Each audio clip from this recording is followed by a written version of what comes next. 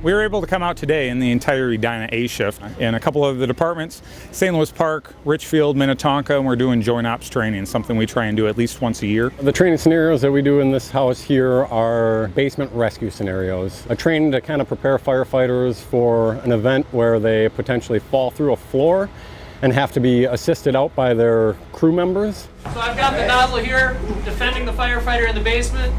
So if they fell into the seat of the fire, hopefully we can keep them cool. Haul! 1, 2, 3, haul! You were the nozzle man on the line going in, you fell through the floor, and now you're in the basement, and the rest of your crew has to utilize the hose to help pull you out of that hole and get you to a safe environment.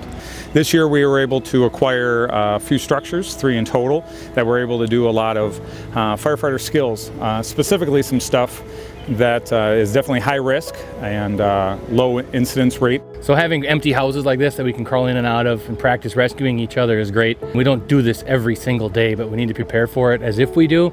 It's all about muscle memory. The more you can practice what you need to do, the less you have to think about it and you can just perform.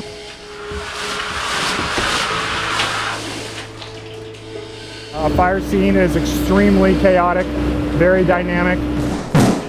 You can make all the plans you want.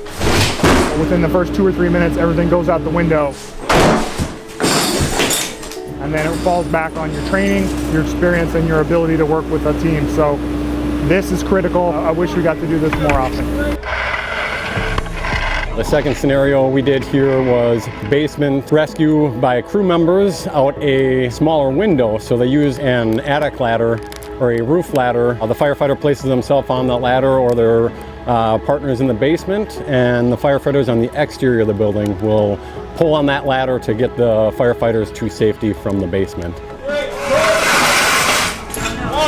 2, 3. Stop. Let's go up. 1, 2,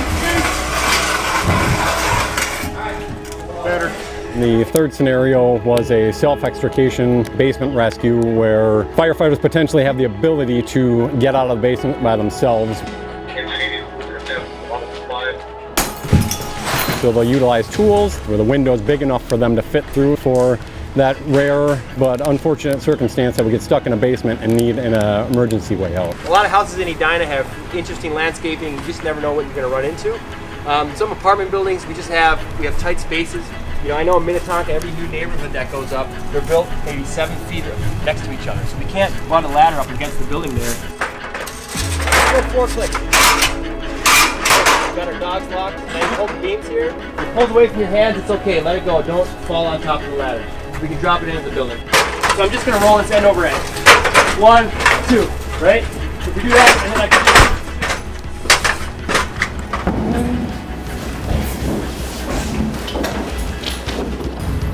Nice job, Eddie. You can head down the stairs.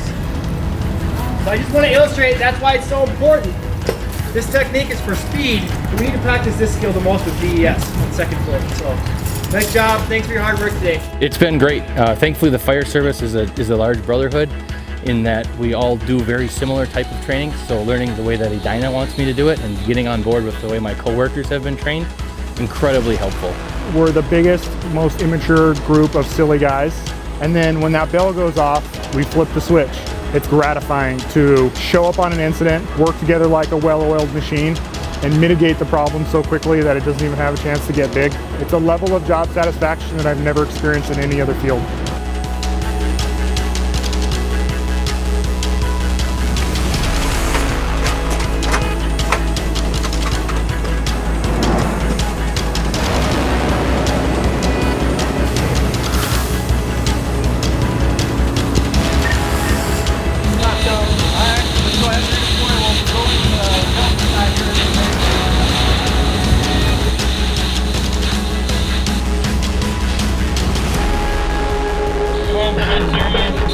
Fire's been knocked out. Exiting basement.